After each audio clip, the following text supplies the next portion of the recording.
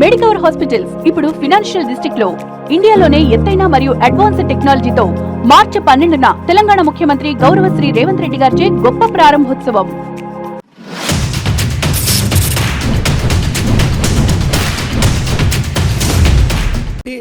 Tagore cinema చూసాక మన చిరంజీవి గారిది తెలుసు అందరికీ. ఈయన ఠాగూర్ అయ్యాడు. ఆయన టీం వర్క్ చేశాడు. అందరూ ఒక చోట పెట్టాడు. టీటీడీలో ఒకరిని లడ్డూలో, ఒకరిని పరకామణిలో, ఒకరిని చెప్పులు కాడ, ఒకరిని అల్లిపిన టోకం కాడ, అన్ని చోట్ల పెట్టి team work, Bhumana team work. Tagore cinema లాగా నాకు అదే గుర్తొచ్చింది. అలా ఆయన పెట్టి వాళ్ళందరూ దగ్గర ఇన్ఫర్మేషన్ గ్యాదర్ చేస్తాడంట. చేసి ప్రెస్ మీట్ పెట్టి మమ్మల్ని విమర్శిస్తాడు. ఆ గ్యాదర్ చేసేటప్పుడు అది అయిందా, సెటిల్ అయిందా లేదా చూసుకోవాలి కదా సార్. చూసుకొని మాట్లాడాలి. సెటిల్ అయిపోయిందని తీసుకొచ్చి మాట్లాడడం కరెక్ట్ కాదు. మొన్న ఏదో ప్రెస్ మీట్లో మాట్లాడుతూ తిరుమల లడ్డూ ట్యాంకర్ బోల్తా పడింది, కడప జిల్లాలో అన్నాడు. మాకు అనుమానం కూడా వేసింది. పూణే నుంచి వచ్చే ట్యాంకర్ కడప జిల్లాలో ఎందుకు పడిపోయింది? మీ ఊరు మీ జిల్లానే కదా అది. అనుమానాలు వ్యక్తమవుతాయి. మీరేం తోసేశారా?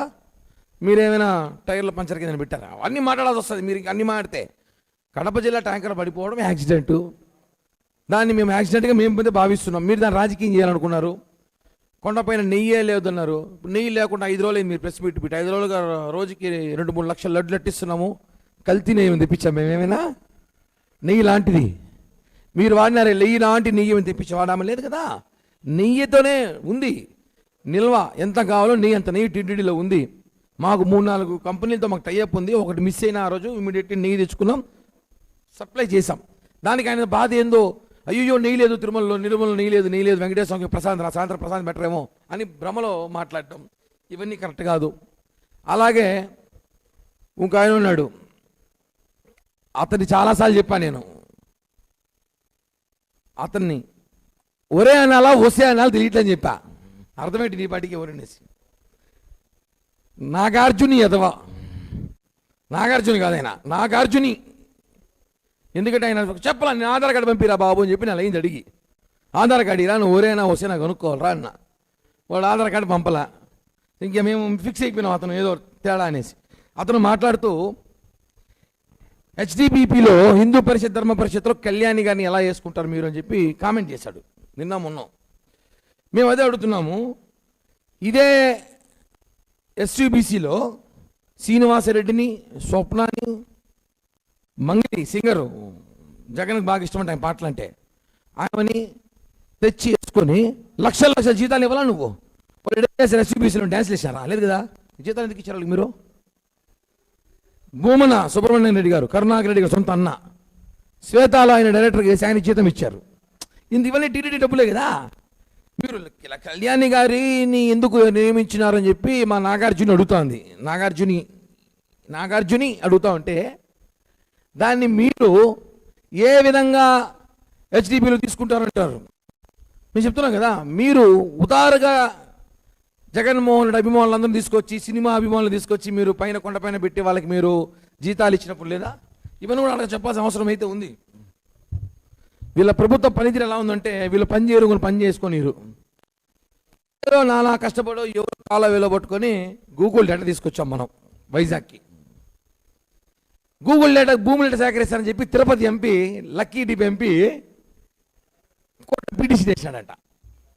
గూగుల్కి డేటాకి ఎలా స్థలం ఇస్తారని. సరే మీరెవరు నిండి స్థలం మీ ఆస్తులుంటే? ప్రజల్ని అడగం. మీరెవరు నిండి మీ ఆస్తులుంటే? ఎంత దారుణం అండి. మీ ప్రభుత్వంలో అభివృద్ధి చేయనీరు.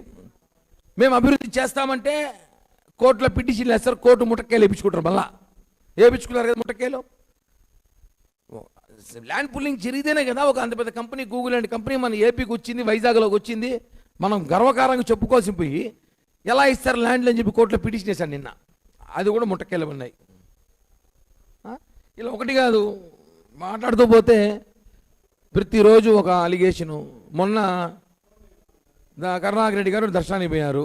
ఆయన ఓకే, ఆయన వితౌట్ వెయిటింగ్ ఉంటుంది దానికి ప్రోటోకాల్. ఆయన టీటీడీ చైర్మన్గా పోయాడు.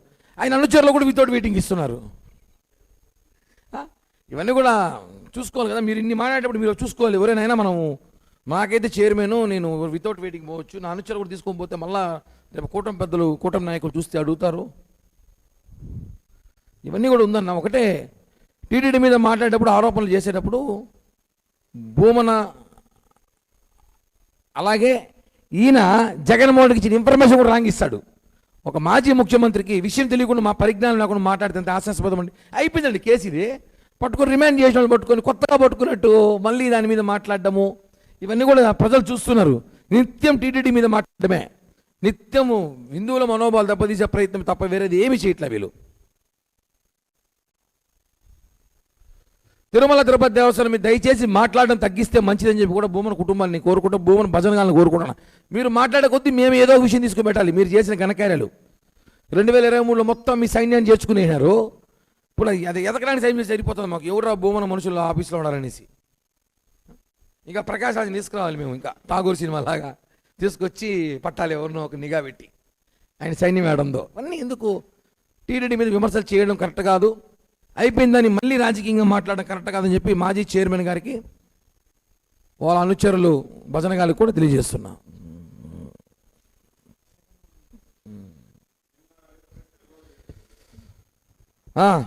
నిన్న టీటీడీ చైర్మన్ గారు కనిపించడం లేదని బ్యానర్ వేశారట వాళ్ళు. చూసా, కొంచెం గౌరవం ఇవ్వాలిగా టీటీడీ చైర్మన్ కన్నా. సరే ఒకటి ఓకే, నేను మాట చెప్తాను. కనిపించట్లేదు అంటే ఎలా? రోజు పొద్దున్న నిద్రలేసి కరుణాకర్ రెడ్డికి జగన్మోహన్ రెడ్డికి వీడియో కాల్లో కనిపించాలా? లేకపోతే ఇంటికి వచ్చి లేపి గుడ్ మార్నింగ్ చెప్పాలా? లేదంటే ఆయన ఫ్లైట్ దిగి వెళ్ళేటప్పుడంతా వీళ్ళకి చెప్పాలా? ఆయనకి వేరే వ్యాపారం. ఆయన టీటీడీ చైర్మన్ అంటే టీటీడీలో బోర్డు మీటింగ్ అప్పుడు, టీటీడీలో ఏమైనా సేవలు ఉన్నప్పుడు చైర్మన్ అక్కడికి రావడం ఆనవాయితీ. మామూలుగా చైర్మన్ అలా ఉంటారు. ఈయనలాగా పైన తండ్రి కింద కొడుకు వ్యాపారం పెట్టుకొని టికెట్లు, పైన బ్రేకు, కింద సుపదాలు, అది కాదు కదా. టీటీడీ చైర్మన్ హుందాతనం కాపాడుతుంది. చైర్మన్ అంటే హుందాతనం కాపాడాలి. ఆ హుందాతనంగా ఉన్నాడు చైర్మన్ బిఆర్ నాయుడు గారు. మీరు ఎలా ఉన్నాడు చైర్మన్ తెలియ మాకు. పైన అనుచరులు, కింద అనుచరులు, ఎప్పుడు నిత్యం మంచి మంచి వ్యాపారాలు, పైన వ్యాపారం, కింద వ్యాపారం, టెండర్లో 10% కమిషను, ఇవి చేస్తారు. ఇవి ఆయన చేయలేదు కాబట్టి ఆయన కనిపించట్లా మీకు. ఆయన చేస్తే మీకు కనిపించినట్టు. లేదా చెప్పండి, మీ అడ్రస్ చెప్పండి, ఫ్లైట్ దిగినాక చెప్తాం సార్కి రిక్వెస్ట్ చేస్తాం, సార్ ఎయిర్పోర్ట్ నుంచి అట్ట వస్తూ సట్ట కర్ణాకి ఇంటికి పోయిన బయట చెప్పి వెళ్ళిపోండి సార్ అని చెప్తాను. గుడ్ మార్నింగ్ చెప్పాలి. కనిపించట్లేదు. ఎందుకు కనిపించట్లా? హాస్యాస్పదంగా ఉంది. ఏదో ఒకటి చేయాలి అంతే, ఏదో ఒకటి చేయాలి, వైరల్ అవ్వాలనేసి.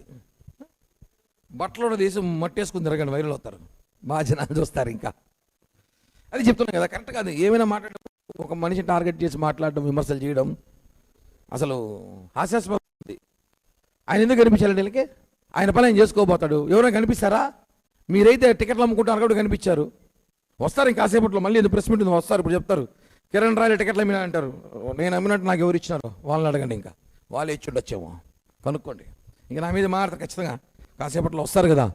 ఎలా ఉందంటే వీళ్ళ ప్రయత్నం మనం అడిగితే, ఒక ఆయన ఉంది తిరుపతిలో, మా పెద్దమ్మ వయసు ఉంటుంది ఆమెకి, మా అమ్మ వయసు ఉంటుంది. ఆమెను మాట్లాడకూడదు నేను, నిజంగా మా అమ్మ వయసు ఆమెకి. ఆమె నేనేమి విమర్శిస్తా? పాపం ఆమెకు తెలియదు, ఏవేవో మాట్లాడుతుంది ప్రెస్ క్లబ్లో వచ్చి. ఇలే ఇప్పుడు నేను కరుణాకర్ రెడ్డి అడిగినా, ఆయన వాళ్ళ కొడుకన్నా మాట్లాడితే ఓకే.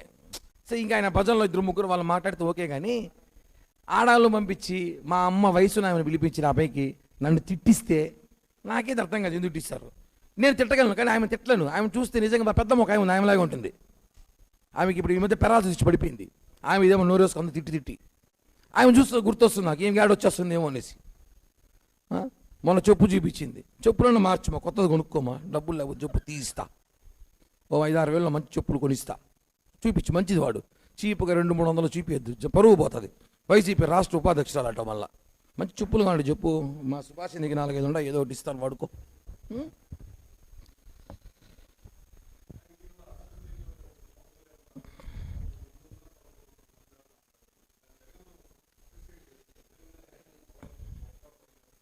నాకు తెలిసి ఈ మధ్యకాలంలో జగన్ సంతోషపడినట్టు ఒక విషయానికి అనుకుంటా. ఎందుకంటే నేను జగన్ అడుగుతాను, జగన్మోహన్ రెడ్డి గారిని, మీరు 11 మంది ఉంటే, మీరు అంత పవన్ కళ్యాణ్ గారు చెప్పారు మేము భయపడ్డామని చెప్పు నేను చెప్పారు కదా, ఆ 11 మంది అసెంబ్లీకి రండి.